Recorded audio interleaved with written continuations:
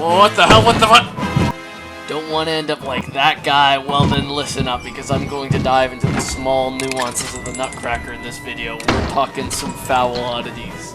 And in case you don't think I'm educated on the topic of Nutcrackers. 5. That's 2. 3 hits. 4 hits. 5 hits. 5 hits. You're dead. 5 hits, he's dead. What you're witnessing right now is me using the worst weapon in the game, the yield sign, which is just over 3 times as heavy as a shovel, killing a Nutcracker with what is one of the worst objects to try and kite the Nutcracker around. While this footage plays, I want to start by talking about the very basics of a Nutcracker. These are its 3 phases. If you haven't already watched Alter Ego's video on Nutcrackers AI, let me very quickly summarize it for you. The Nutcracker can patrol, scan, and become aggro. More than likely you'll encounter a patrol Nutcracker for your first time. In this phase, the Nutcracker will walk around blindly.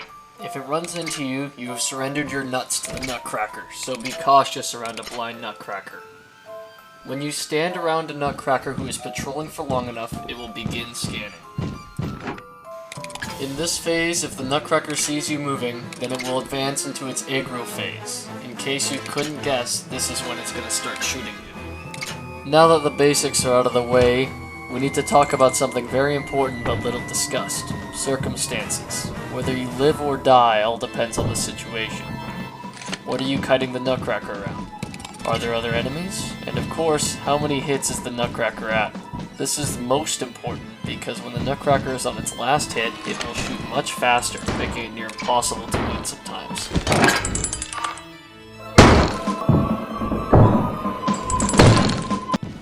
Finally, it's time to get into the real meat of this video, a controversial topic.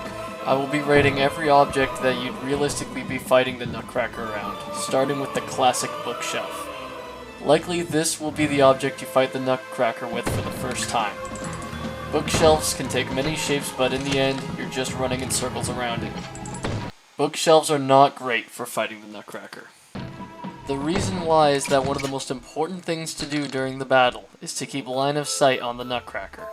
There's one major reason why this is important. When the Nutcracker is unable to find you, it looks where you last were. If it still doesn't see you, it goes into a manic frenzy where it runs around randomly, making it very unpredictable. Next is the facility maze. In the facility, there is only really one logical place to fight the Nutcracker, and that's here. With that said, it has mostly the same issues as the bookshelves, but there is one additional upside. And that's that the facility dividers will always be the same, so you always know what you're up against. Next is the mine shaft. There are 2 areas to fight a Nutcracker, and that's in the mines and outside the mines. Starting outside the mines, there are a few ways to fight the Nutcracker, but most of them involve the same sort of thing as the bookshelves. The main attraction here is the pillars. Pillars are easily one of the worst objects to fight a Nutcracker around because you have to be very tight with the Nutcracker. While this means you won't lose sight of it, this also means that the Nutcracker's little tiptoeing is much more dangerous.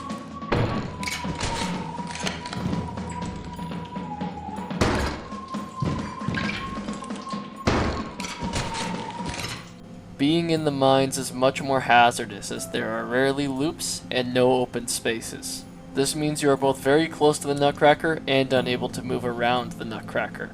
I cannot stress this enough, do not fight the Nutcracker in the caves, just bait it out of the caves first. It took a lot of searching to find, but I was able to find a loop in the caves. It's not great as it functions more like a bookshelf than anything else, but in terms of the caves, it's quite good.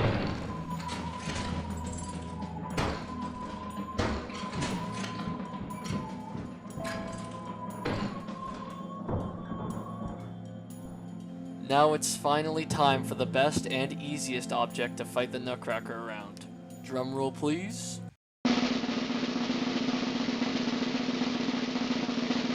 It's the staircase in the mansion layout.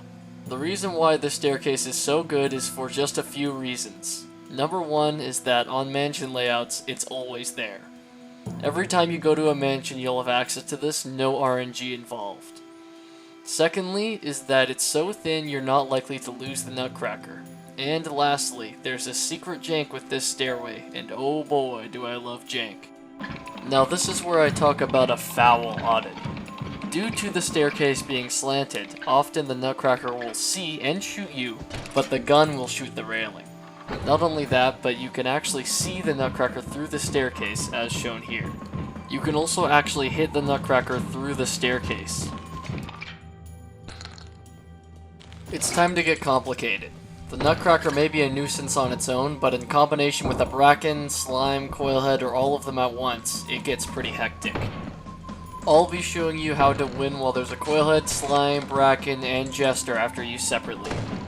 Starting with the Coil Head, it is easily the worst one of the bunch.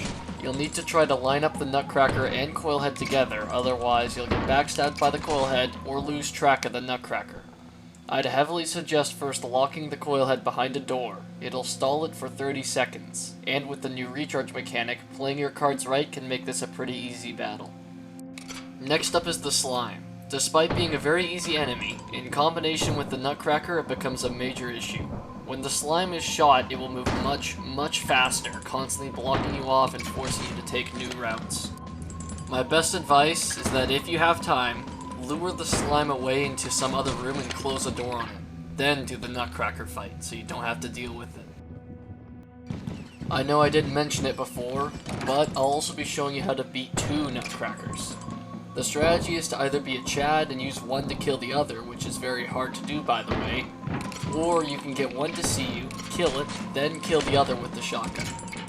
2 Nutcrackers is only gonna work with good luck, because if you do end up having to fight 2 Nutcrackers at the same time, it's over, you're dead.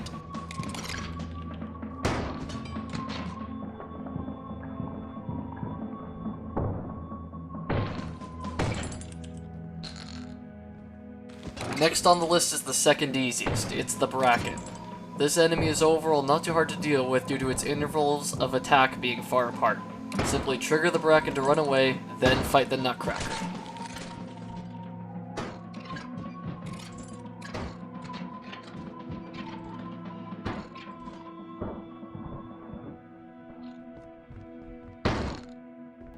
Finally, we have the Jester. This enemy is a ticking time bomb. You should have enough time to kill the Nutcracker and get away if you're in the main lobby. If this triggers somewhere else on the map and comes and kills you, sorry but no amount of shotgun shells will save you.